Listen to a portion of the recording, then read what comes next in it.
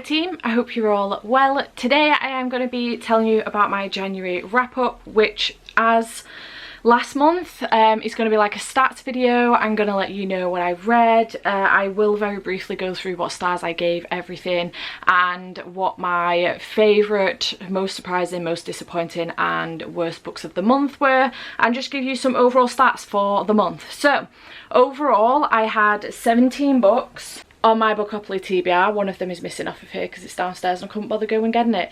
I had 17 books off of my Bookopoly TBR, read 13 of them in total. Overall I read 19 books in the month of January and I had a pretty good reading month, I'm not gonna lie. So 19 books overall.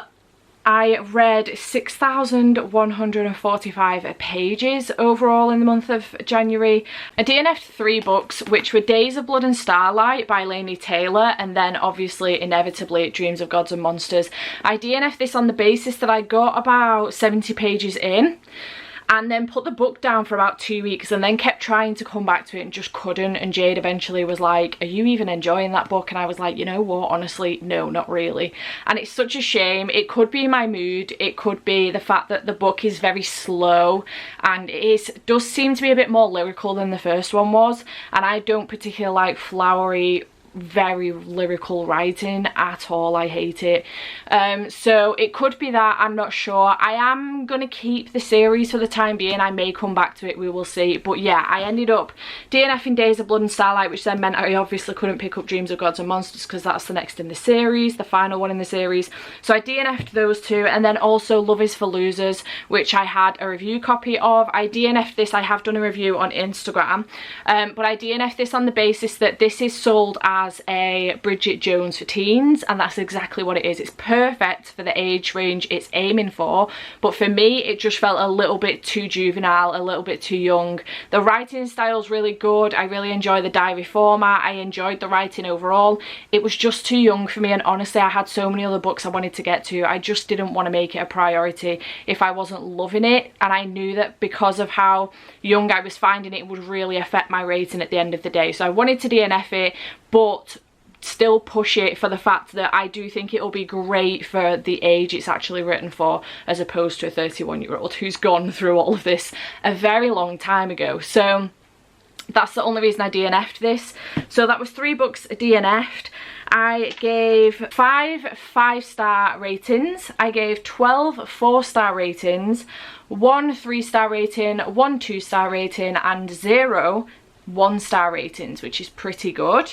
My most read genre for the month was fantasy. My most disappointing read for the month, and therefore probably my worst read for the month. I didn't particularly have like a worst read for the month, but this was my most disappointing in the sense that I honestly went into this thinking that I was going to love it because of how many people have loved it in the past, but I just was not a fan at all. Again, it was quite young, and it is supposed to be anyway, but it was the middle grade monthly pick for January, and it was Keeper of the Lost Cities by Shannon Messenger. I was not a fan of this. I gave it 2 stars. I originally gave it 4, but I think I was feeling bad. I think I thought it was a me thing, and then I discussed it with Jade when she was halfway through, and she was like, I am not enjoying this at all, and I ended up going back and doing my core pile rating. So I ended up giving this 2 stars after I'd sat with it for a little bit. I was like, you know what, I didn't particularly enjoy it. I found it quite young, quite, again, juvenile. I know it's a middle grade book, so I know it's supposed to be, but it was very, very young. So yeah, just wasn't a huge fan of this one, and I gave it 2 stars, so it is my most disappointing for the month, and therefore probably my worst book, but I didn't specifically have a worst book. But that was my most disappointing. My most surprising book of the month, because I honestly thought I would probably DNF this or just not enjoy it at all, and I ended up loving it despite the subject matter. I ended up really, really loving it, and it was my favourite book of the month until another book came up. So this has ended up being my most surprising book of the month, and that's The Poppy War by R.F. Kuang. I thought I was going to DNF this on the basis that this is very heavy on the war and the politics and things like that, and I really, really hate politics. Like, I just am not a fan of politics. I know that might make me seem quite ignorant, but I just get bored. So I'm not a fan of the I'm not a fan of politics politics in general, and also war isn't something I usually reach for. I will watch movies on occasion with war in them, but I don't usually gravitate to war. However, this was done in a very fascinating way, and also the fact that part of this is based on real events is terrifying.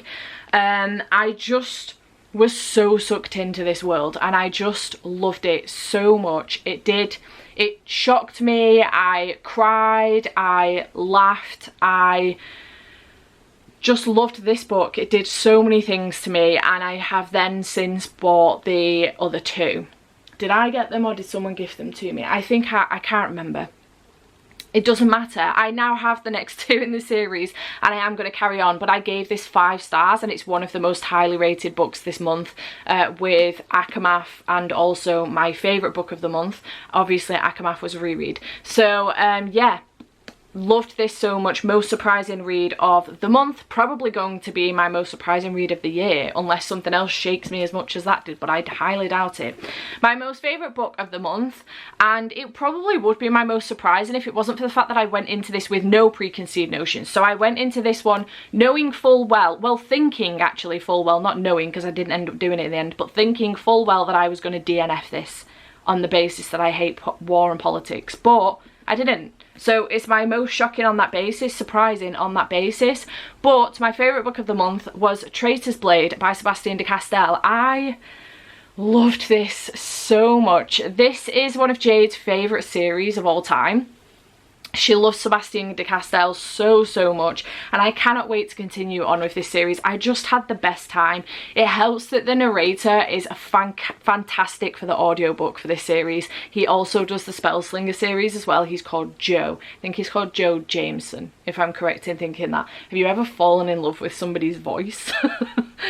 Because I have fallen in love with Joe. So yeah, I loved the audiobook for this. I just loved the story in general. It was so freaking good and I just loved it with the whole of my heart. It was amazing. I went into this with no preconceived notions. I didn't fully know what this was about, but I knew that Jade loved it and I wanted to give it a go, and I ended up fucking loving it. I think I was like, just like not even halfway through and I was like, Jade, I fucking love this book, and she was buzzing.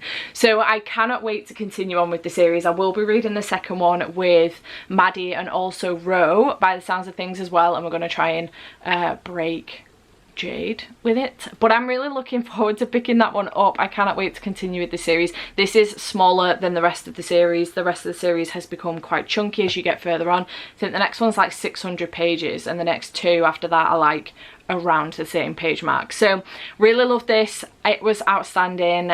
Highly recommend. Highly recommend it. It was so good. So let's go through the books and tell you what star rating I gave them, and then we will be done for this wrap up. I love doing the wrap ups like this now. I hope you guys enjoy it. I know I didn't film, I think it was the last 2 weeks of the month because I was really struggling with my mental health and stuff, so I know you haven't heard my full thoughts on all of these books. I'm really sorry about that, but I hope that overall this helps you get a general gist of how I was feeling about these books as I went through the month. So the ratings I gave this book, I gave The Old Guard Volume 1 4 stars, and I really enjoyed this. This is a graphic novel and I had a good time with it. I gave The Poppy War by R.F. Kuang 5 stars, and as just mentioned, this was my most surprising book of the month. I gave Keeper of the Lost Cities 2 stars, and as just mentioned, it was my most disappointing book of the month. I gave This Is How You Lose the Time War by Amel El Motar and Max Gladstone 3 stars. This was quite good, but a little bit too lyrical for my tastes, unfortunately, which is a shame, but it was short, it was fine. I gave Akamath 5 stars. Naturally, this was a reread. I love this book. It's my favourite book in the series, but this is one of my favourite series of all time, and I really love this book. I never get bored of rereading this series and I really enjoyed it. I gave Cemetery Boys by Aidan Thomas 5 stars. Really enjoyed this. Highly recommend. It was so good. I gave Night of Cake and Puppets by Laini Taylor 4 stars. This is book 2.5 in the, it's book 1.5 actually in the Daughter of Smoke and Bone series, but it's down as book 2.5. Actually, this is how Susanna and Mick get together. So it is the events just after Daughter of Smoke and Bone, not the events just after Days of Blood and Starlight like it's led you to believe. But I really enjoyed this. It was really cute and such a fast-paced read as well. Highly recommend. Then I gave Memento by J. Kristoff and Amy Kaufman 5 stars. This is a prequel novella for the Illuminae files and I highly recommend it. It's so, so good. Again, there is an audiobook for this, but I also followed along with the Kindle book so that I could get all of the feels from it like I have with all of the Illuminae files books. Highly recommend. Then I read The Final Empire by Brandon Sanderson, which is the first in the Mistborn trilogy, and I gave this one 4 stars. Really, really enjoyed it. Cannot wait to continue the series. Highly recommend. Then I read The Sad Ghost Club, which is a graphic novel, and again I recommend this one. I gave it 4 stars. It was really good. I do have a reading vlog for this one, so I will leave a link to it up here. Is this the right place? Up here if you want to go and check that reading vlog out. It was a great graphic novel. Loved it so much. Then I read Rescue Me by Sarah Manning, which I gave 4 stars. Yeah, 4 stars, which again was in that reading vlog that I've just mentioned with the Sad Ghost Club. So was Love is for Losers, which I DNF'd, and I do explain in that reading vlog why I DNF'd it a bit more. But I really enjoyed this. I gave it 4 out of 5 stars. Highly recommend. I'm just going to end up saying that about all of these books. I highly recommend most of them, to be honest. Then I read Traitor's Blade by Sebastian de Castell, which I gave 5 stars, and I have just mentioned is my favourite book of the month and therefore my favourite book of the year so far. Loved this so much, cannot wait to continue the series.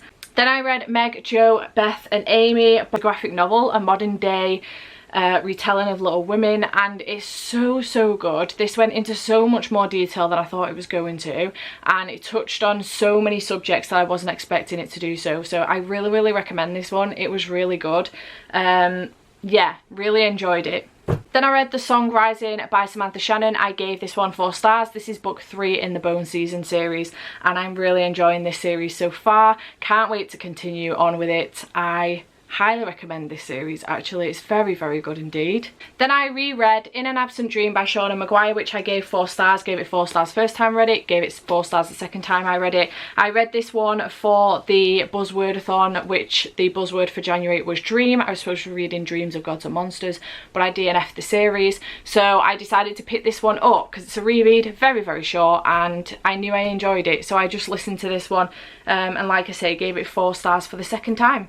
Then I noticed that Across the Green Grass Fields by Shauna Maguire, which is the latest one in the Wayward Children series, was on Scribd, so I listened to that one as well, and I also gave that 4 stars. It was really, really good. Highly recommend this series. They're all really short stories, and I just really enjoy this series so much. I think I've given them all 4 stars so far, and I just really enjoy them. Then I read Murder on the Rockport Limited by the McElroy family, and this is at the Adventure Zone book 2. This is a graphic novel, a D&D graphic novel essentially, and I really enjoyed this. I just love this series so much. I gave this 4 stars. It was fantastic. I think I gave the first one 5, but I just had such a good time with this. It's such a laugh, and I highly recommend this if you're into your D&D and stuff, but even if you're not, you might really enjoy the humour in this and the pop culture references and stuff. It's just such a good time, such a laugh. I loved it so much. Then I read Emperor of Evening Stars by Laura Thalassa. This is book 2.5 in the Bargainers series. This is the entire bind-up. I just read book 2.5 in it, so I read this section. This was for a Kindle book, Kindle Unlimited book. It is on Kindle Unlimited, but I ended up buying the bind-up. But the text in here is so small, and with my anxiety being so bad recently, I've been struggling with headaches and stuff, so I did end up reading it on the Kindle because the text is bigger on the Kindle. It kind of doesn't, it kind of cancels itself out, because then I was reading on a screen and headaches, you know, whatever, doesn't matter, you guys don't care. I read this, really enjoyed it, gave it 4 out of 5 stars. I love this series so much, cannot wait to finish it off. I am hoping to do so very, very soon. But yeah, really recommend this series if you're into your fantasy romance. quite smutty. I love it a lot. It's well good.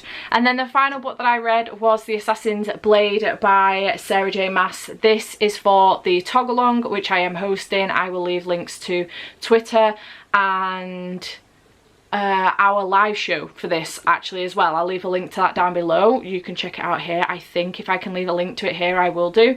But yeah, I really enjoyed this one. I've read this before. I gave it 4 stars first time, 4 stars the second time. Really enjoyed it. It's such a good introduction into the Throne of Glass series, and yeah, I had a great time with this. So those were the books that I read overall. The books that were on Bookopoly that I didn't get a chance to read for one reason or another and that I didn't DNF were The Winter of the Witch by Catherine Arden. I just did not make the time for this book at all. I do still really want to read it, obviously, to finish the series out, but I just didn't make time for it whatsoever. Similarly with Kiki's Delivery Service by Iko Kodono. I think that's how you pronounce that, my apologies. I just didn't make time for this one either. I really want to though, because I really want to kind of get into this and then watch the adaptation on Netflix. And then finally Shiver by Ali Reynolds. I just didn't make time for it. I wasn't in the mood for thrillers, to be perfectly honest. So yeah, I do still want to pick this up at some point. We will see when, but those are the books that I didn't make the time for, unfortunately.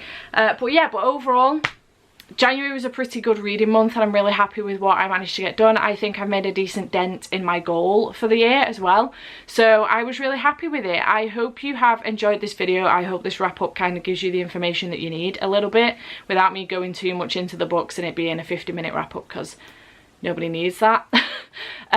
But I hope you have enjoyed it, and please let me know in the comments down below if you've read any of these and what your favourite book of the month was, and so far is now your favourite book of the year. And I shall see you next time for another video. Bye for now.